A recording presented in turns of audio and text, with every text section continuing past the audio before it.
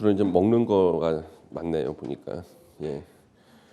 먹은 만큼만 공부하면 참 좋을 텐데. 예, 공부를 하시다 보면은 이제 그 에너지가 많이 소모가 되기 때문에요. 많이 드셔야 됩니다, 사실요. 이 머리를 쓰는 게 사람이 굉장히 허기가 집니다. 머리를 쓰는 게요. 힘들어요.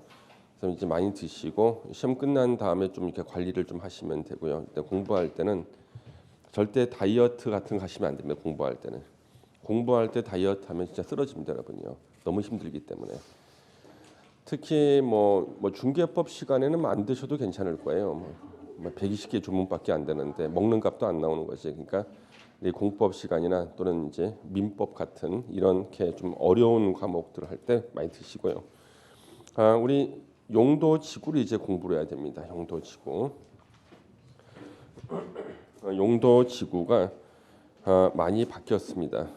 그래서 작년에 용도 지구가 많이 바뀌었기 때문에 이제 올해도 또 시험에 나올 거예요. 용도 지구는요.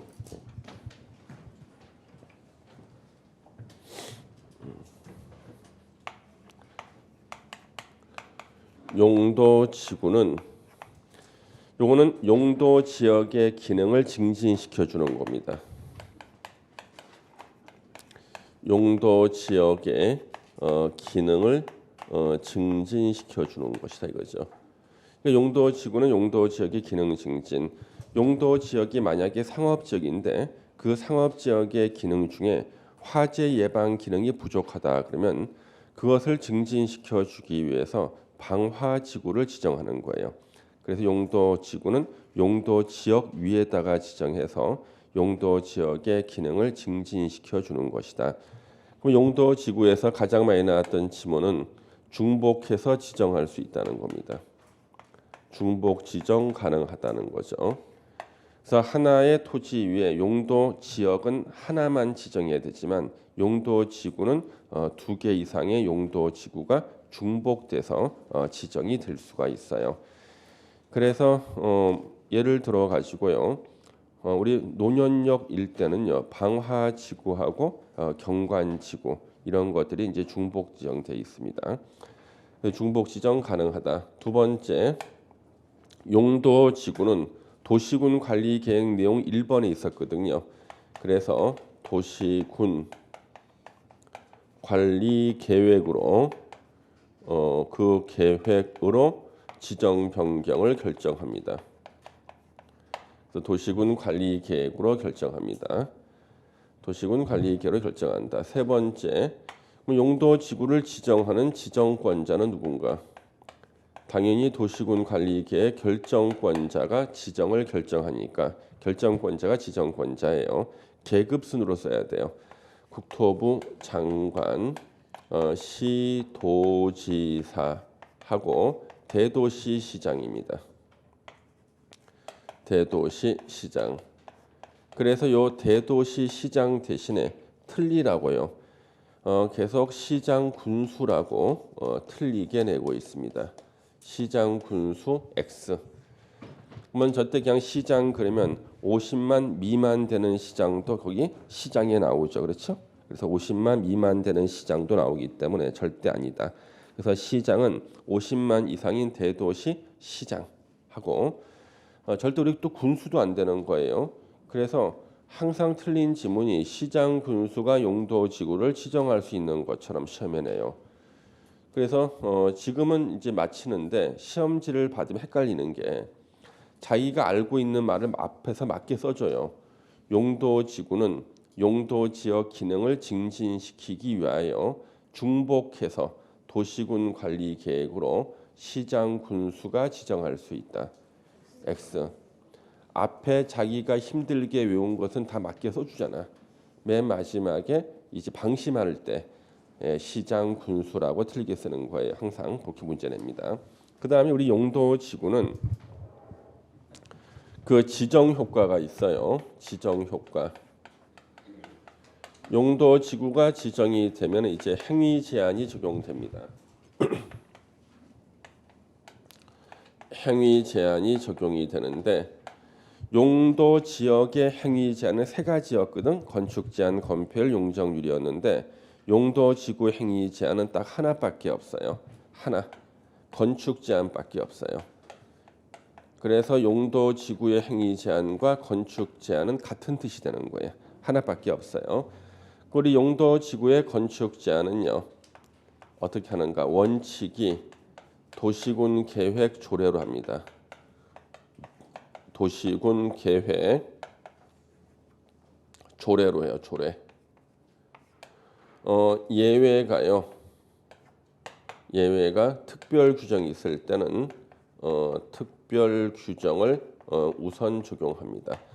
그래서 용도 지구의 건축 제한은 도시군 계획 조례로 한다. 각 지자체마다 다르겠죠. 예외가 특별 규정입니다. 예, 특별 규정이다. 예. 그 예를 들면요, 여러분 혹시 그 경관지구란 말 들어봤잖아요. 경관지구. 연세 많으신 어른들은 옛날에 풍치지구라 그러셨어요. 근데 이제는 이제 풍치란 말 안 쓰고 경관지구라 그럽니다. 이 경관지구는요, 도시군 계획 조례로 건축 제한을 해요.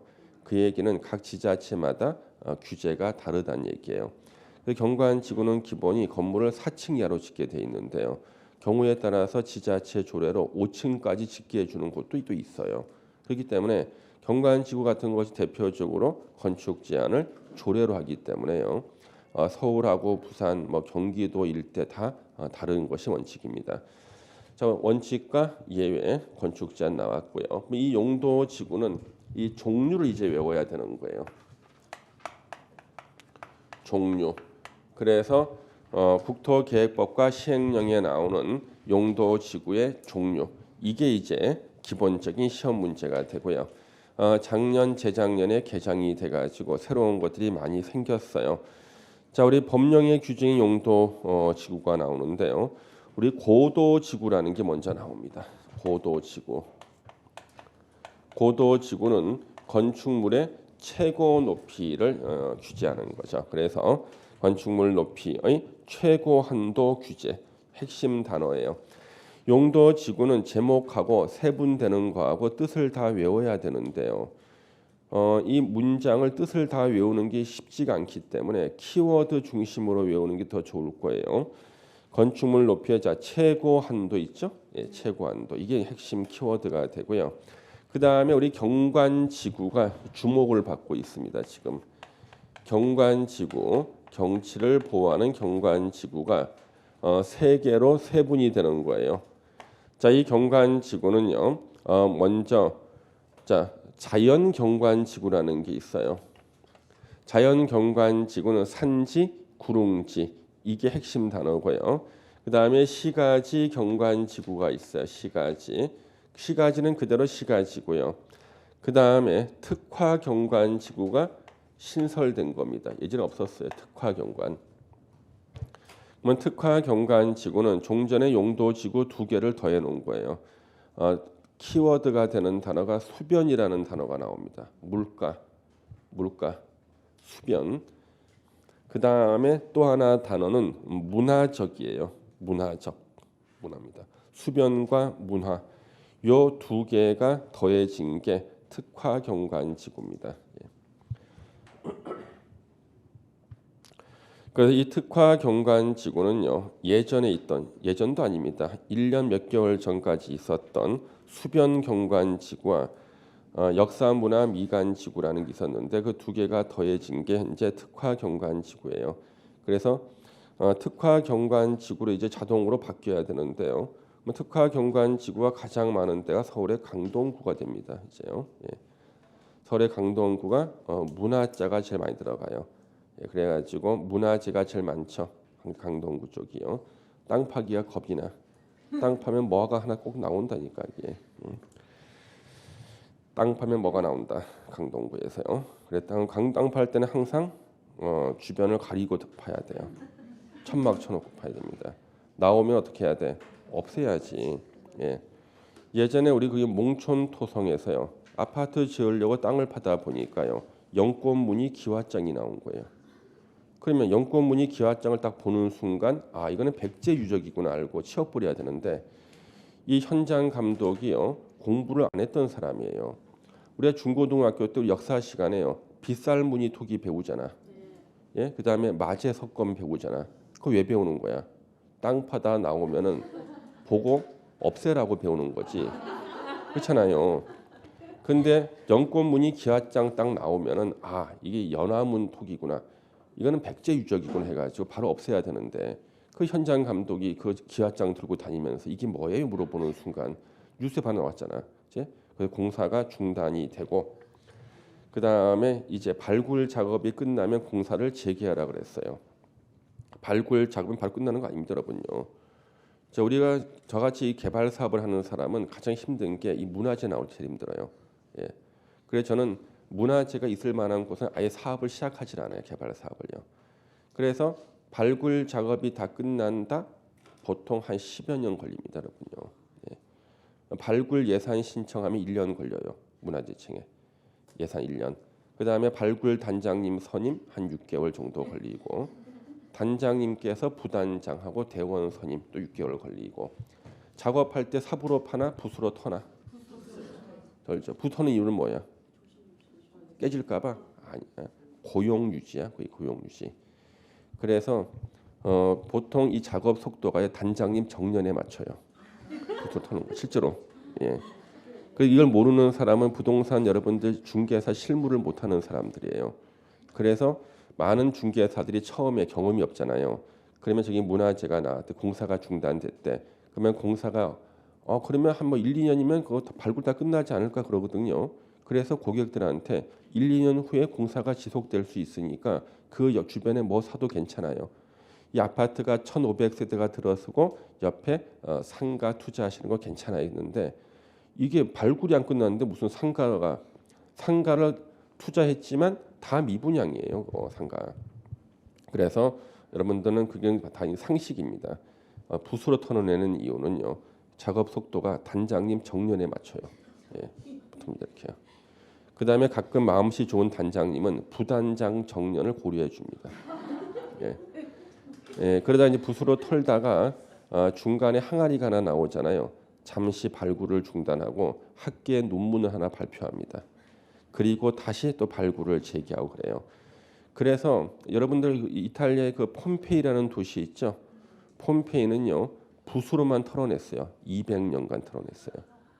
그래서 폼페이라는 도시 하나가 이탈리아 사학자들을 다 먹여 살렸어요. 붓으로만. 몇십 메타를 붓으로만 판 거예요. 붓으로만. 근데 천만다행인 게 붓으로 팔 때 비난하던 사람들이 많았거든요. 세상에 땅을 가서 어떻게 지금 너네들 100년째 작업하고 있다는 붓으로만. 그런데 다행스러운 게 화산재가 떨어지는 바람에 사람이 그대로 굳은 사람들이 나오기 시작한 거예요. 만약에 이걸 삽으로 하거나 포크로 해서 다 훼손될 수 있었잖아요. 붓으로 했기 때문에 화산재가 덮쳤을 때 그대로 굳은 동물, 사람들이 다 나온 거예요. 200년 만에 이제 할 말이 생긴 거지, 걔네들은 붙어놓은 거. 근데 우리들은 삽으로 파도 전혀 문제 없는데 다 붓으로 털어내는 거죠. 예, 그래서 논리는 뭐냐면 폼페이를 예를 듭니다. 항상 붓으로 털어내는 거예요. 그래서 여러분 앞으로 부동산 하실 때 문화재 나왔다. 그러면 이 문화재 때문에 한 1,000세대 이상의 아파트 공사가 중단됐다 그러면은 그 맞은편의 상가 분양은 이거 안 된다고 보셔야 돼요. 예상대로 뭐 한 1년 있다 분양 이거 아니에요. 절대 안 돼요. 그래서 그렇게 상가 분양했다가 망한 사람들 많아요. 안 된다고 이렇게 해죠. 그리고 특히 또 혹시나 군인 공제회에서 개발하는 사업은 절대 하지 마세요. 우리나라에서 가장 운이 없는 곳이 군인 공제인데 군인 공제는 땅만 파면 꼭 문화재가 나와요. 군인 공제가 이상해요. 예, 땅만 파면 문화재가 나온다니까 땅만. 얼마 전에는 그 삼국시대 유물 나왔잖아 또. 빠면 나옵니다. 자, 그래서 이 특화 경관 지구가 새로 신설이 됐는데 이 특화 경관 지구가 작년에 있었던 수변 경관 지구, 물가의 경치를 보호하는 수변 경관 지구와 강동구에 많이 있는 역사 문화 미관 지구 두 개가 더해져서 지금은 특화 경관 지구로 해서 핵심 단어는 수변과 문화가 된다. 그래서 여러분들이 거주하는 이쪽이 있잖아요. 그렇죠? 암사 유적지 쪽 이런 기타 특화 경관 지구는 자동으로 바뀌는 거예요. 예. 자, 그래서 경관 지구 세 가지가 나오고요. 이제 보호 지구가 나오는데요. 자, 이것이 예전에는 보존 지구였는데 지금 이제 보호 지구로 바뀐 겁니다. 보호지구 도무지 뭘 보호하는지 한번 보겠습니다. 자, 크게 세 가지가 나올 거예요. 역사, 문화, 환경 보호지구. 역사, 문화, 환경 보호지구가 나오는데 핵심 단어가요. 문화재 전통 사찰입니다. 문화재 전통 사찰이 핵심이에요. 예.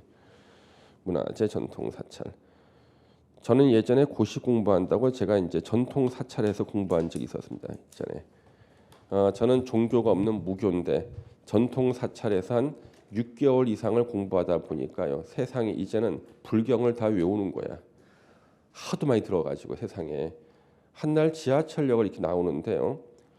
시주함을 놓고 웬 스님께서 목탁을 치면서 연부를 외우는데요. 중간에 한 소절을 빼먹고 하더라고. 예, 반야신경 한 소절을 빼먹고 하더라고. 그거 제가 가서 그랬어요. 왜 중간에 빼먹냐? 당황하는 겁니다. 예, 당황. 예. 그래서 여기 전통 사찰이나 문화재가 있는 곳 있죠. 이런 데가 역사, 문화, 환경 보호지구예요. 문화재 전통 사찰. 이런 데가 그런 곳이다. 문화재와 전통 사찰에 있는 곳이고, 그다음 이제 중요 시설물이라는 게 있습니다. 중요 시설물. 중요 시설물이 있는데, 이 중요 시설물 보호지구도 설명하고 싶은 건 많습니다만은 오히려 설명을 하면 더 헷갈릴까봐 설명을 못하고 그냥 제목만 읽고 넘어갈 거예요. 중요시설물의 보호와 기능 유지 증진을 위해서 필요한 지구, 중요시설물. 더 자세한 설명 안 하는 게 더 좋을 것 같아서요. 생태계 보호지구. 자, 생태계 보호지구는요, 야생 동식물 서식처를 말합니다.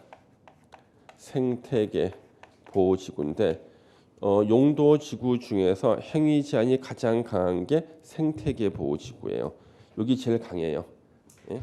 용도지구 중에서 생태계 보호지구로 지정되면요, 할 수 있는 것이 거의 없어요. 산책하고 숨쉬기 정도 할 수가 있습니다.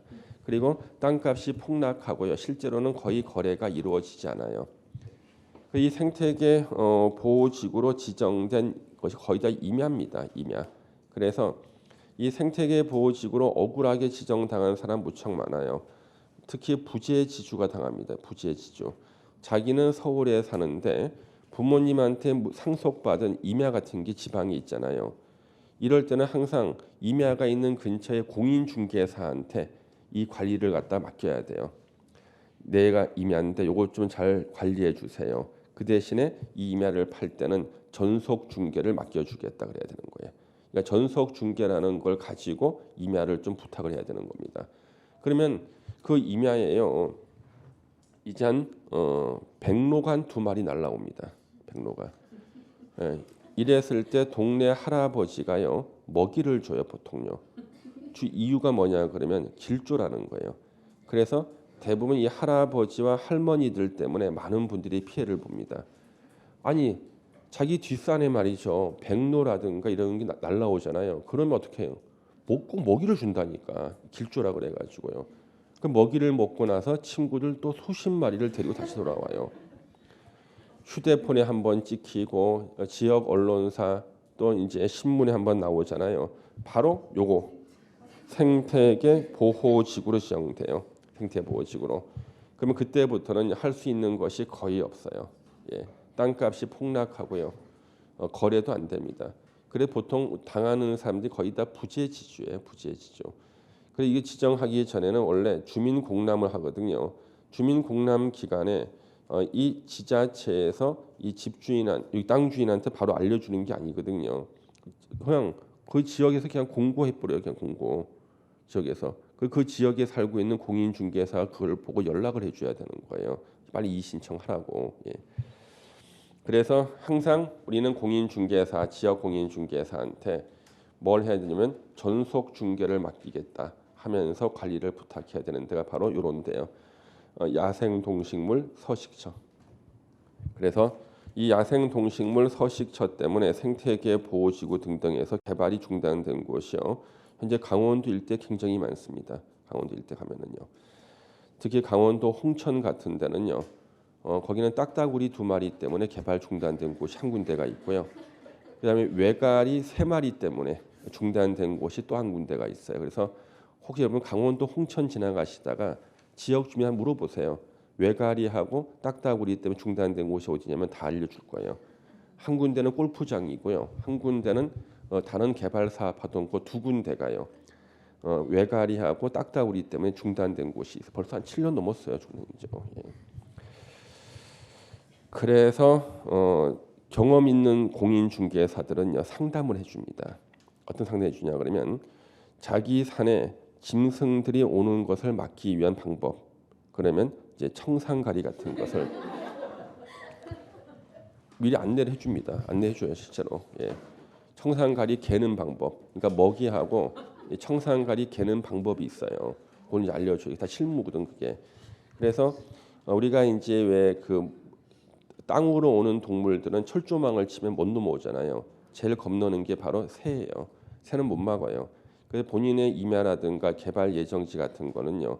철조망으로는 육상 동물을 다 막을 수가 있는데 제일 겁나는 게 새입니다.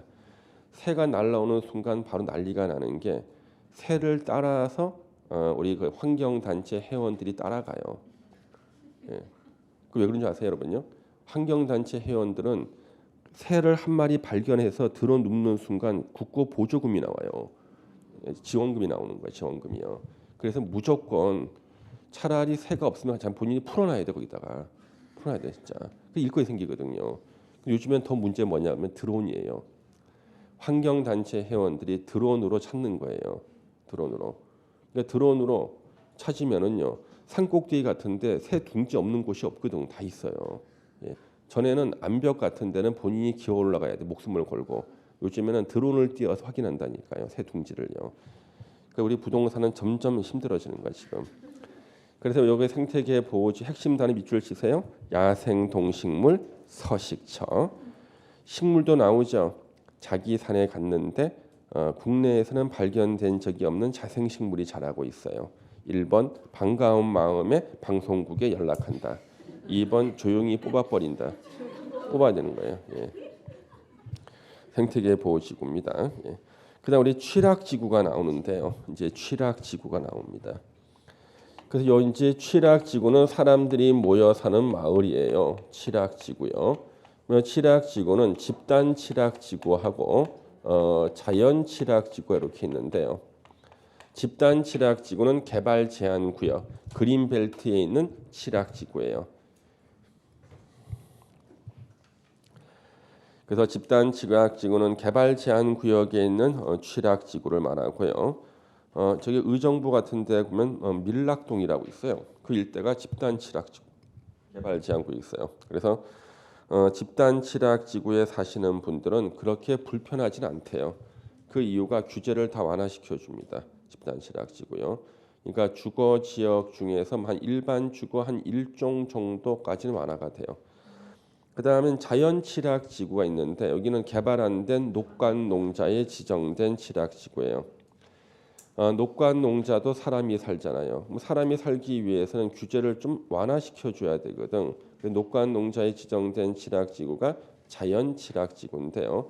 자연 취락지구는 의외로 흔해요. 얼마 전에는요. 경기도 광명시에서 상담이 하나 들어왔습니다. 경기도 광명시에서 상담이요. 이게 뭐냐 그랬더니 이분이요 이 땅을 살까 말까 하는 거예요. 근데 그중에 상당히 복잡한 땅이거든요. 그래서 저는 이 땅은 절대 안 되고 이 땅을 사라 그랬는데, 근데 그 사람 같은 경우는 그 땅이 바로 요 자연 취락지구에 있는 땅이에요. 자연 취락지구. 그러니까 거기는 관리 지역인데 자연 취락지구, 녹관농 지역 취락지구예요. 그리고 그 옆에가 바로 개발 제한 구역에 접해 있고요.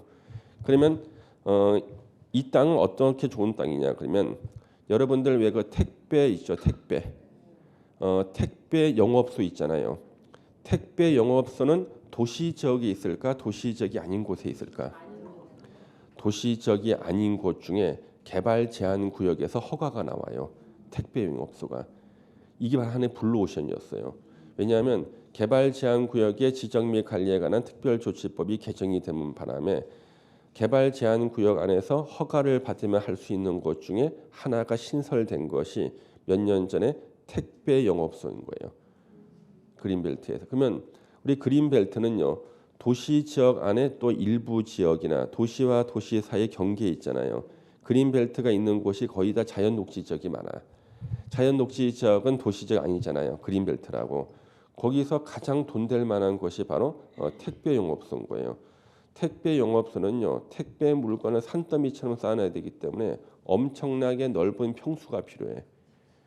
도시 지역에서는 말도 안 돼. 예, 택배 그거 다 팔아도 땅 한 평 못 사.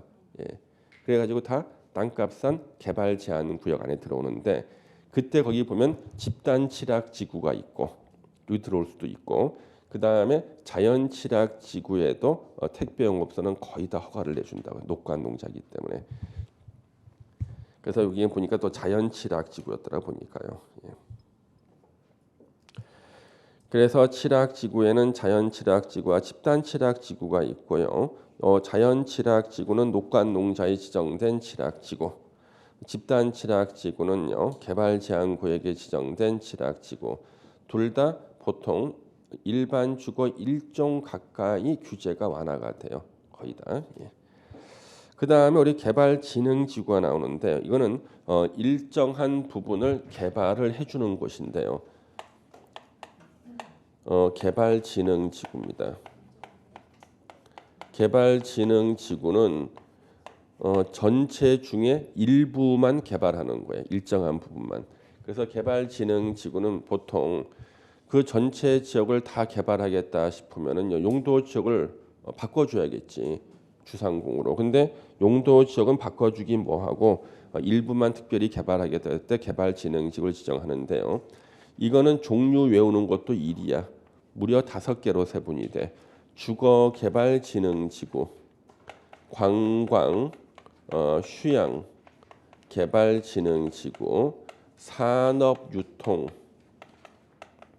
개발 진흥 지구 이런 것들 둘 이상을 같이 하는 데가 있어요. 복합 개발 진흥 지구, 특정 목적으로 하는 특정 개발 진흥 지구에서 총 5개로 세분이 되는데요.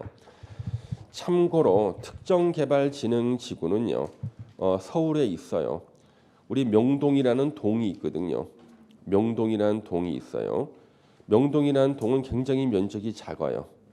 그러니까 우리가 흔히 명동 그러면 명동이라는 동을 포함해서 명동역 주변까지 우리가 보통 명동이라 그러잖아요.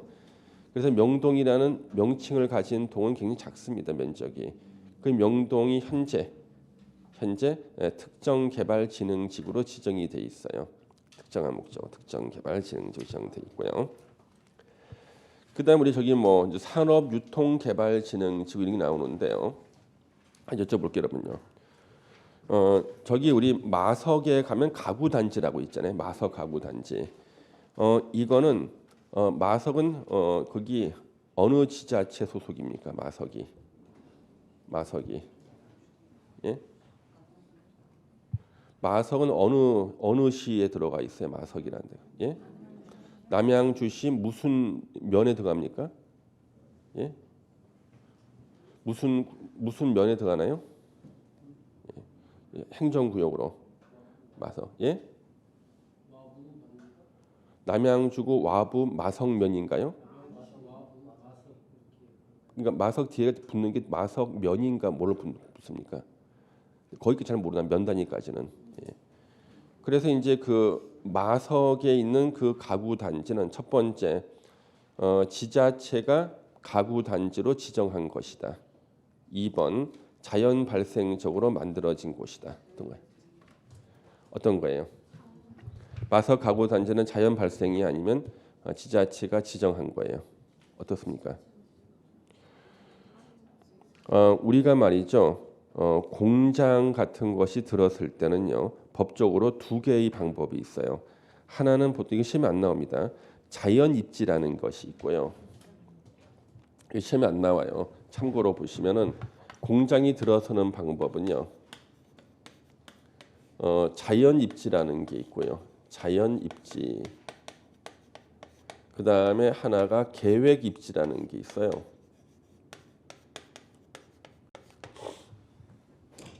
나중에 중개업을 하시다 보면 정부가 발표하는 발표 문장이 있는데 정부가 발표한 발표문을 읽지를 못해가지고 무슨 말인지 모르는 경우가 있는데 저기 자연 입지는 뭐냐면 자연 발생적으로 공장이 모여서 만든 곳이 자연 입지라고 그러고요. 그 다음에 계획 입지의 대표가 산업단지예요. 여기다가 공장을 만들어라 지정해서 공장들이 모여든 게 여기에 계획 입지라는 거예요. 그러면 마석 가구 단지는 바로 자연 입지의 대표거든요. 그래가지고 마석 가구 단지가 만들어질 때 어떤 사람이요 공장을 가구 공장을 지으려고 했는데요. 가구 공장은 공해가 별로 없거든요. 그래서 규제가 있는 곳에도 허가가 나와요. 그래서 공해가 없는 가구 공장 바로 허가가 나오는 거 마침 마석 주변에요.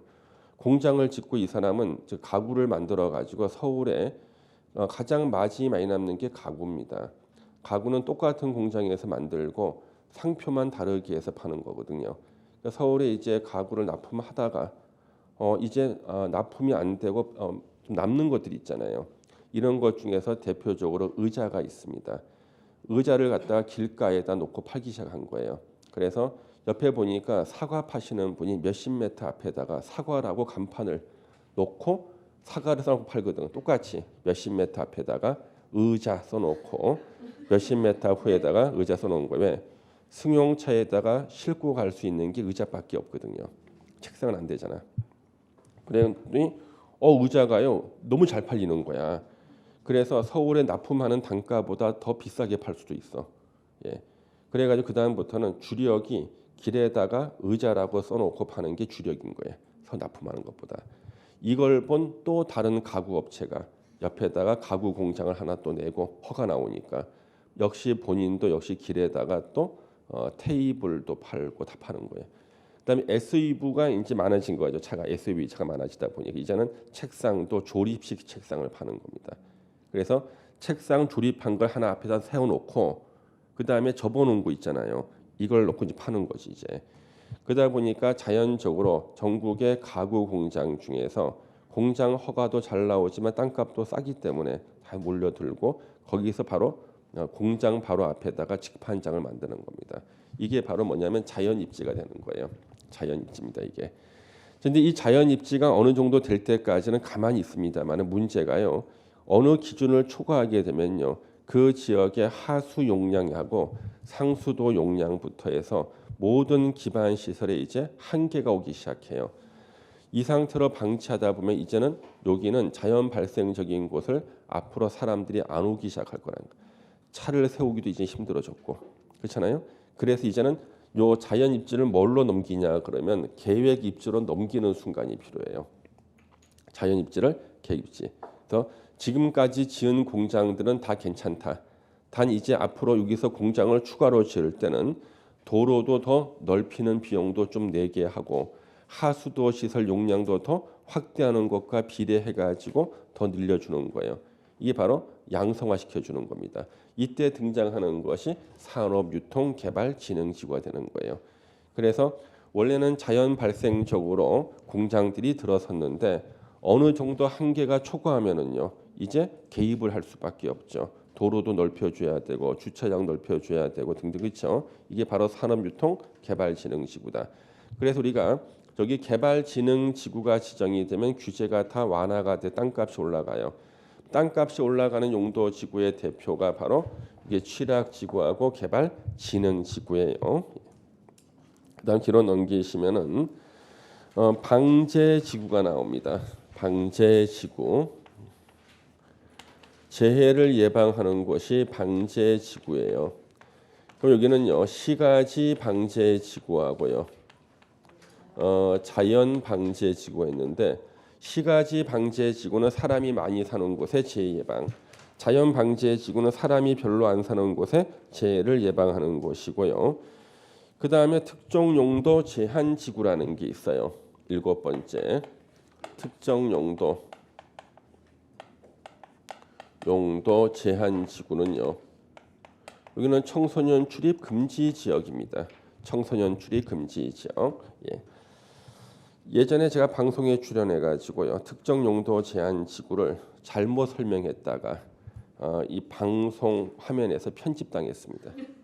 특정 용도 제한지구 빨간색 정육점 불빛 아래 고기 대신에 아가씨들이 왔다 갔다 하는 곳 이렇게 얘기했다가 방송 불가 판정을 받고 잘렸어요.